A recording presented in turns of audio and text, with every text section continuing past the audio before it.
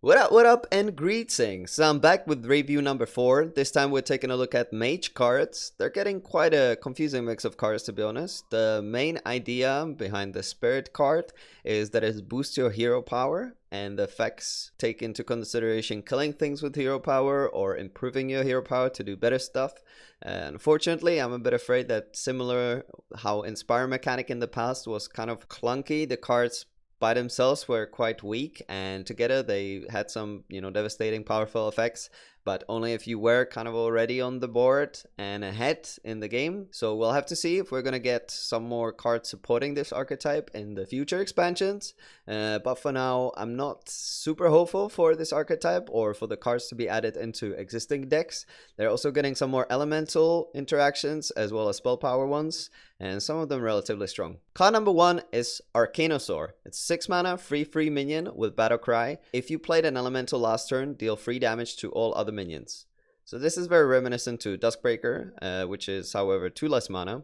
So would you play this on 6? Well, you might. If you plan to actually stall and play more of a late game based deck with Exodia, maybe with the Mage Quest and Ruby Spellstones to get a double turn with Jaina and loads of elementals on board later on in the game, this might be another valid clear. It's a bit clunky and kind of fits in between the Blizzard and Flame Strike territory on 6 mana, where in those situations where you're obviously battling on the board as an elemental mage, which you usually are, it's not really that great because you destroy your elementals as well as, destroying opponent's board. With the next rotation, where we're going to be losing Ungoro and Knights, we're just gonna have to see if elemental decks even are viable to play anymore, because we're losing, Jaina and a lot of strong Ungoro elemental cards.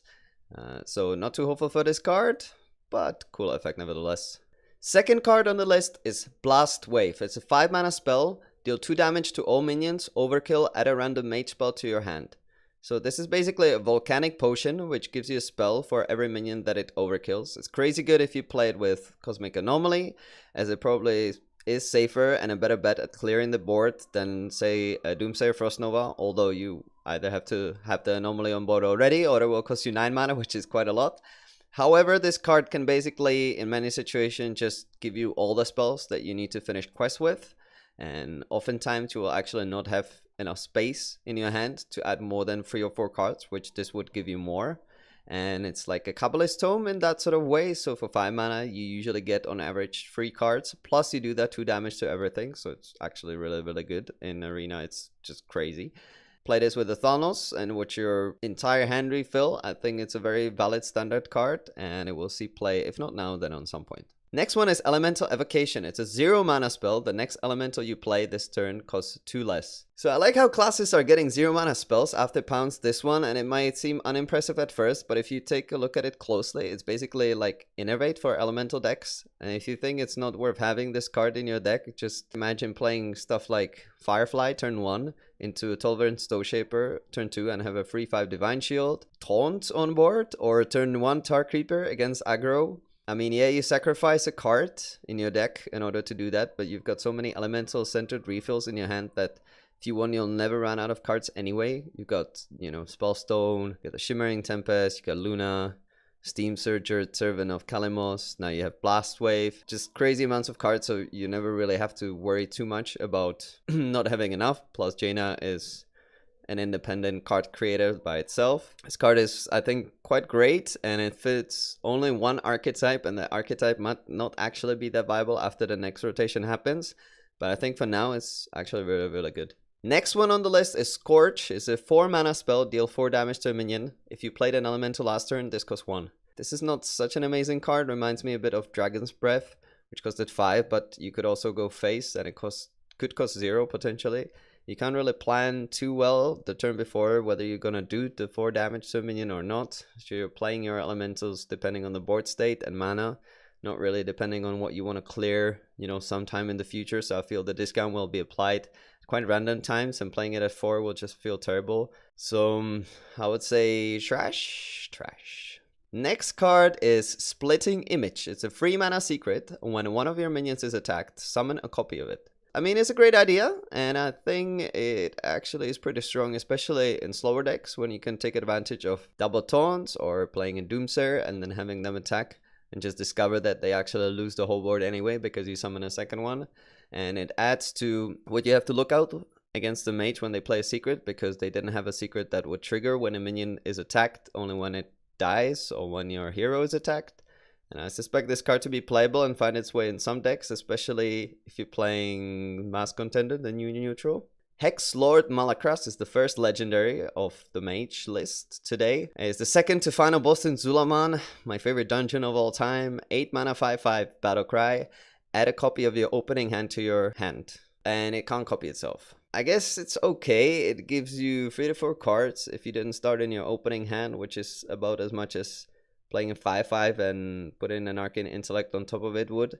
Although this is slightly better, as the spells can come into, quest, and they can be discounted with Leyline Manipulator. I wouldn't have too high hopes for this card, but it could be good in Arena, I guess. Next card on our list is the first one that interacts with our hero power and makes it stronger in a way. It's actually quite OP. It's 1 mana 1/1. Battlecry, your next hero power this turn deals 2 more damage. It's not bad, especially since it's a 1-drop, so you can pull it out in some sticky situation, and if you don't have a Frostbolt in the early game against something like a Flappy Bird, you can kill the Flame Tongue or Mana Tide or, the Murloc Totem. I think the true power of this card actually lies with the next few and with the interactions that they have together. The one that I'm going to be following with is very good with this. It's called Pyromaniac, 3 mana 3/4. Whenever your hero power kills a minion, you draw a card. And it's actually funny because this ability is the same effect as the Spirit card for Druid, except for it triggers with a ping rather than a direct hit to the face. It's got decent stats for the ability, and it can actually be a decent free drop that deserves kind of attention from your opponent in a similar way that Acolyte of Pain does, but maybe also does a bit more damage. Yeah, you don't necessarily draw a card with it automatically like you do with Acolyte of Pain, unless it's destroyed rather than killed. Decent card. Might see play with the other ones. Spirit of the Dragonhawk is the spirit card for Mage, and it's actually probably one of the weaker ones, or the weakest one that I've reviewed so far.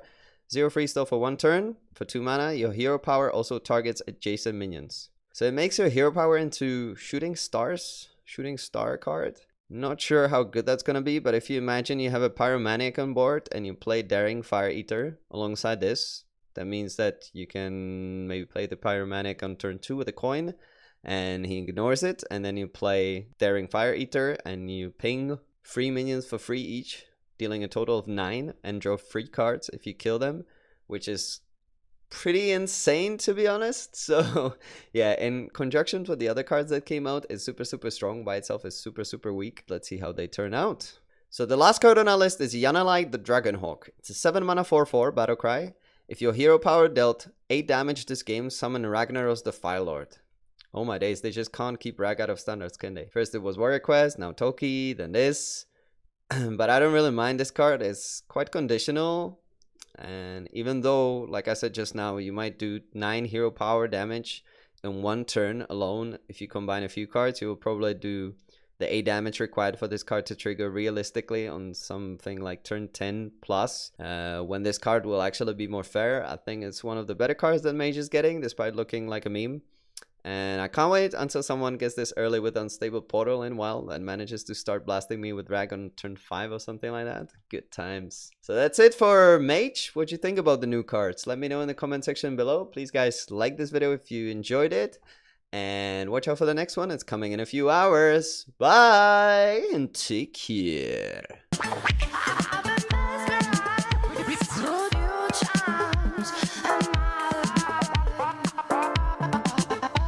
I've been